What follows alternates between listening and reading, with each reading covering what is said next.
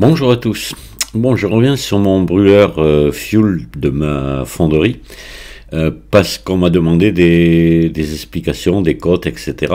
Donc voilà. Donc ce que je vais faire là, pour cela, j'ai fait une modélisation 3D.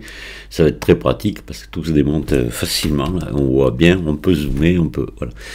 Sans s'embêter, je vais pouvoir vous détailler tout ça. Donc on va commencer par les dimensions. Les tubes ici, les T, tout ça, c'est du 15-21.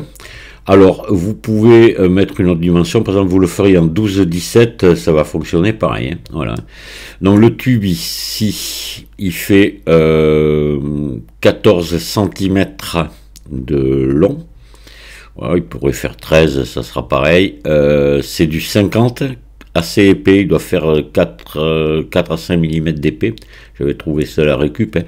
Donc là, je l'ai fendu partout ici pour pouvoir après rabattre. Et j'ai soudé après les fentes et j'ai meulé. Pareil ici, j'ai donc ici une fermeture plus importante que là.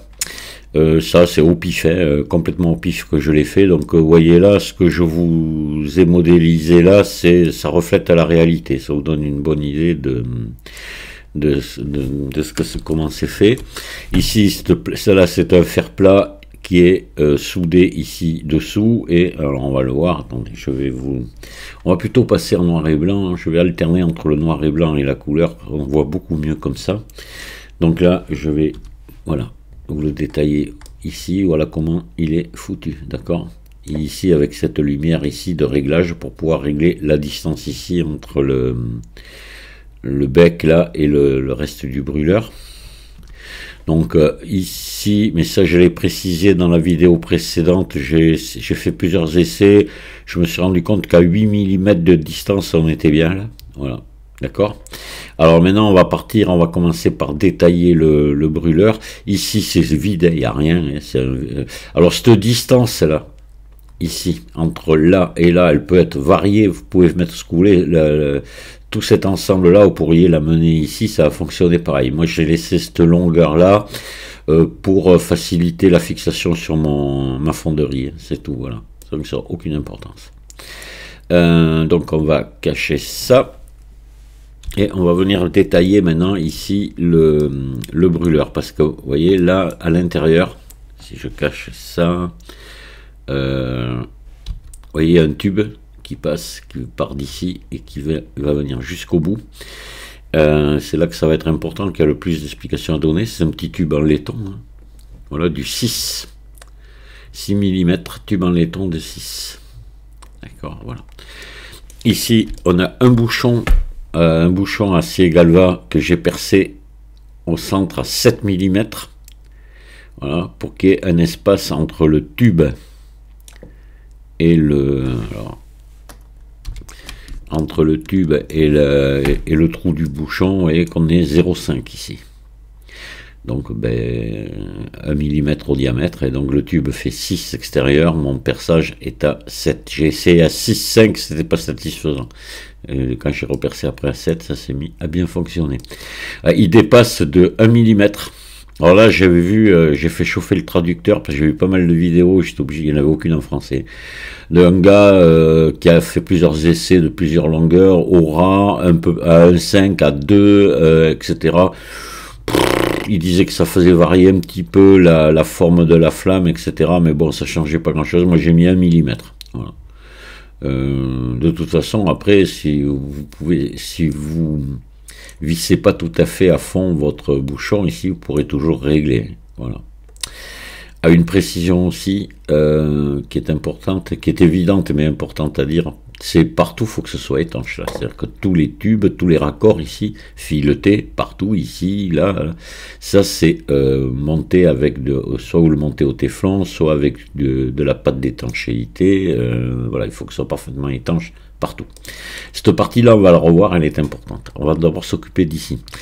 Donc là, on a ce bouchon, je vais le cacher. Un vulgaire bouchon percé, c'est tout.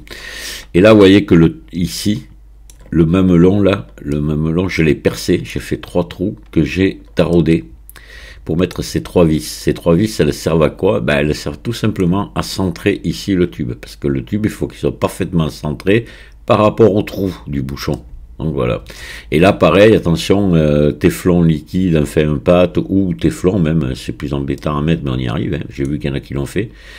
Et pour pas qu'il y ait de fuite ici au niveau des vis non plus. Voilà. Donc ça, c'est vu. Ici, bah, il n'y a rien de spécial, hein, c'est tout simplement ici. Alors, les deux raccords ici, celui-ci, celui-ci, ce sont des raccords, des réductions laiton 15-21, 8-13, parce que moi j'ai mis du 8-13, ma vanne est en 8-13, parce que les raccords sont généralement en 8-13 et ceux-là aussi. Donc j'ai tout mis en 8-13, voilà, pour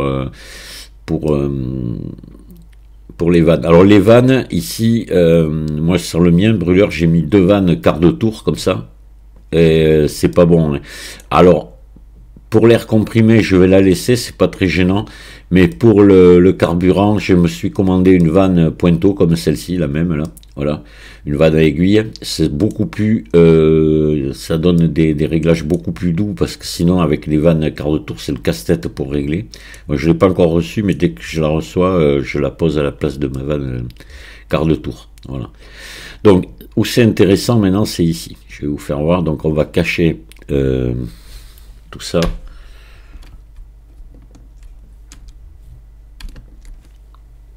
Voilà, et on va venir s'occuper de ça ici. Donc là, je vais repasser en noir et blanc pour bien voir. Donc là, par contre, il faut que ce soit parfaitement étanche à cet endroit-là, ici. C'est-à-dire qu'il ne faut pas qu'il y ait de communication de l'air comprimé qui est là-dedans avec le carburant. Il faut pas. Donc sinon, ça ne marcherait pas, évidemment. Donc là, ce que j'ai fait, moi, voilà, préparer un petit bout de laiton, comme ça. Vous voyez, pas très long, hein, pourvu qu'il couvre cette longueur-là, que j'ai percé au centre, à 6 mm. Là, son diamètre extérieur est égal à la dimension interne là, du raccord.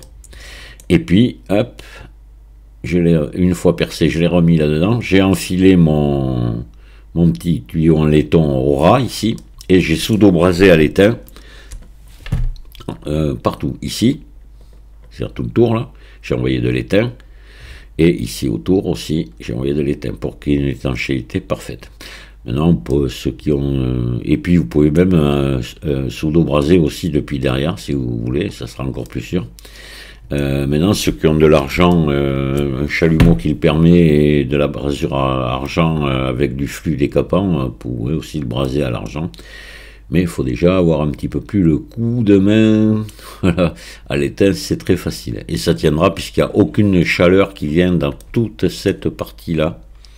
Il n'y a pas de chaleur. La chaleur est énorme dans le bec, là, mais après, derrière, non. Voilà. Donc, et même à ce moment-là, parce que si vous avez des difficultés pour avoir du tube fileté des deux bouts, vous pouvez mettre du cuivre ici. C'est-à-dire que vous mettez un fer cuivre ici, un fer cuivre de l'autre bout, un bout de cuivre entre les deux, du 12 ou du 14, et pareil ici, ça va marcher pareil. Voilà. Bon, moi, j'ai préféré le faire en acier, j'en avais, j'ai la filière, voilà. Ça a été plus simple pour moi. On va tout ramener. Voilà.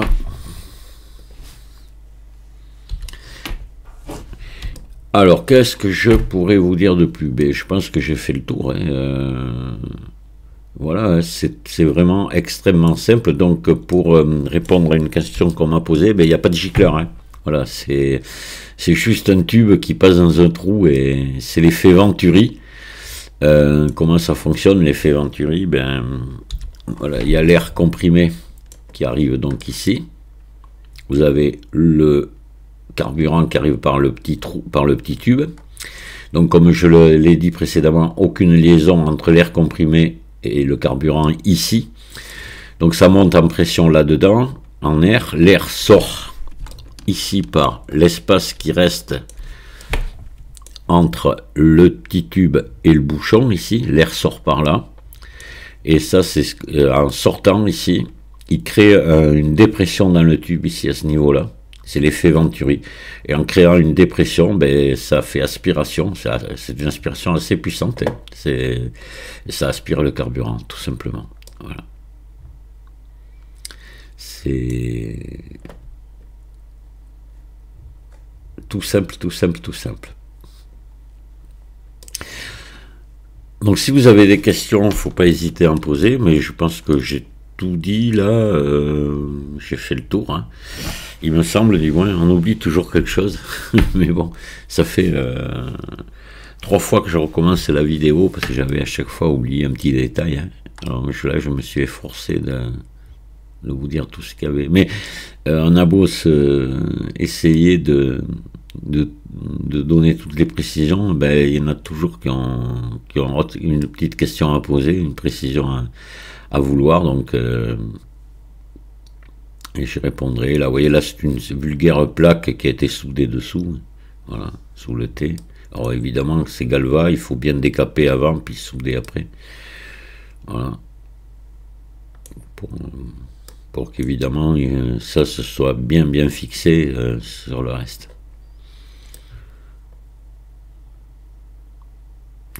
Je vous remercie de m'avoir écouté et je vous dis à très bientôt. Au revoir.